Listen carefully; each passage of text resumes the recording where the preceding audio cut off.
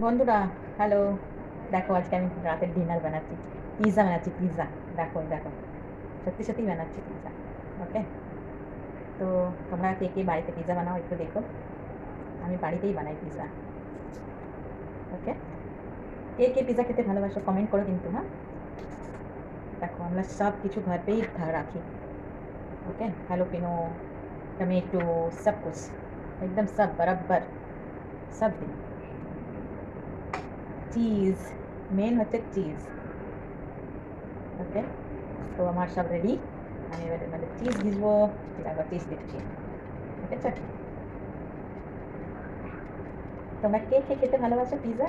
আজকে রাতে কি করব? বসে বসে পিৎজা বানাচ্ছি।